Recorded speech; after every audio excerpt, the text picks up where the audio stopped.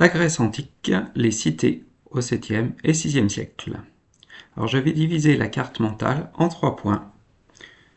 Premier point, autour de la cité, une agriculture extensive, c'est-à-dire avec des rendements faibles, mais avec une valeur élevée.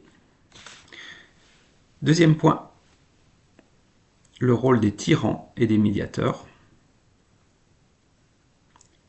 face au conflit.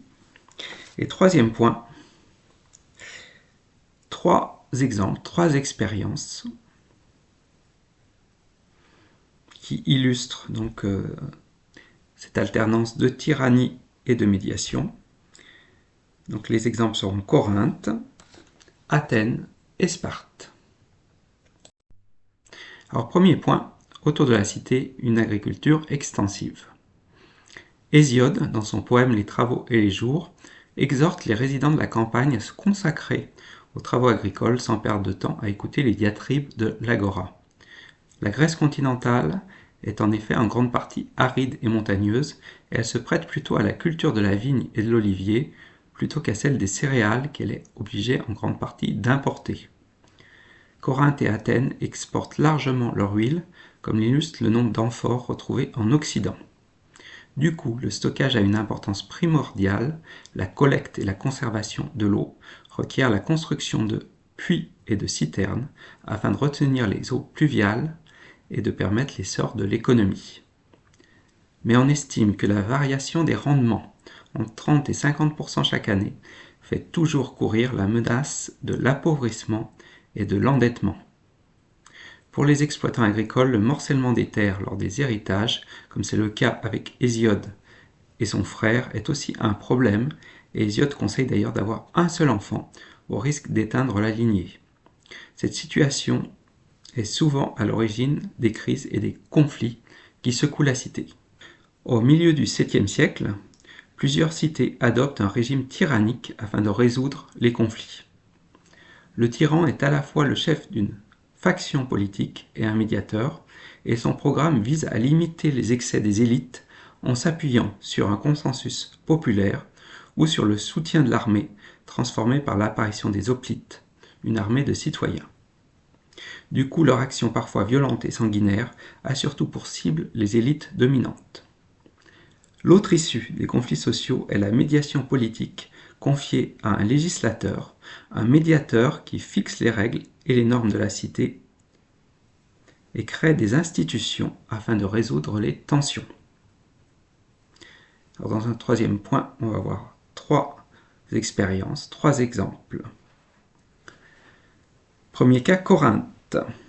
En moins 657, Cypsélos, magistrat en tête de l'armée, renverse brutalement l'oligarchie des Bachiades grâce à l'armée et au démos, au peuple.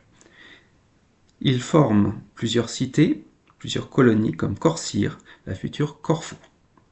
Son fils Périande joue les médiateurs entre Athènes et Mytilène en conflit. Et il aménage la cité en créant une voie d'allée entre ces deux ports. Mais son petit-neveu, Psamétique, est renversé au profit d'une oligarchie modérée en 583.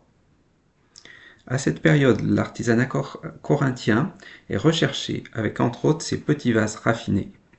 La cité joue certainement de sa position entre l'Orient et l'Occident et exporte une importante production d'huile parfumée. En 580, elle frappe des pièces d'argent, bientôt décorées à l'effigie de Pégase.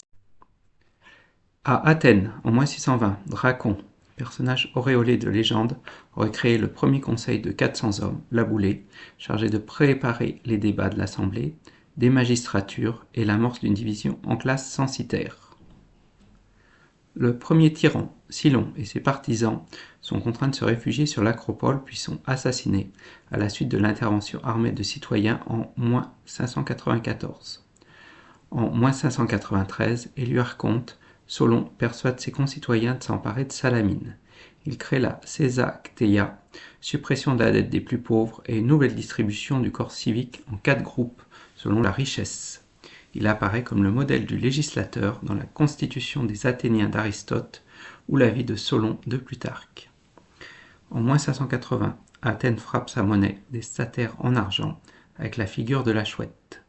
Après l'exil de Solon, la ville retombe cependant dans la guerre civile, et les habitants des montagnes rassemblés autour de Pisistrate l'emportent en moins 561.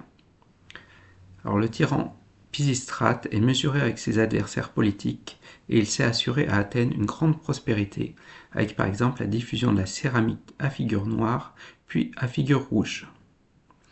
À partir de 530, son fils Hippiarque est cependant assassiné et son frère Hippias instaure un climat de terreur.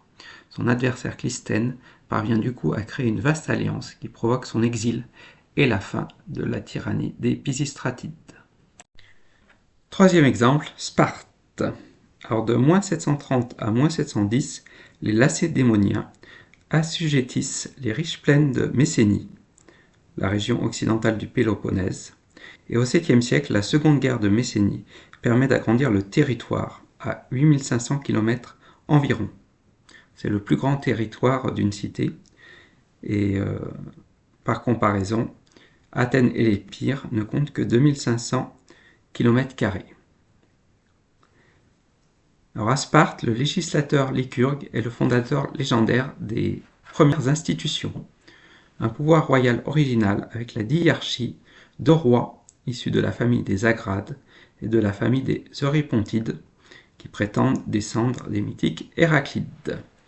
Et ces rois dirigent les expéditions militaires et occupent un rang prioritaire dans l'Assemblée des Anciens. Alors l'Assemblée des citoyens âgés de 30 ans est convoquée uniquement sur l'ordre de ces rois et elle joue un rôle de consultation. La Gérousie, l'Assemblée des 28 anciens de Sparte, donc, qui sont des élus de plus de 60 ans, a un rôle de conseil et de justice. L'Ephora est une charge annuelle répartie entre 5 magistrats élus chaque année qui contrôlent à la fois les institutions et les conduites individuelles. Donc on le voit, le pouvoir est réparti entre les mains d'un nombre restreint de personnes.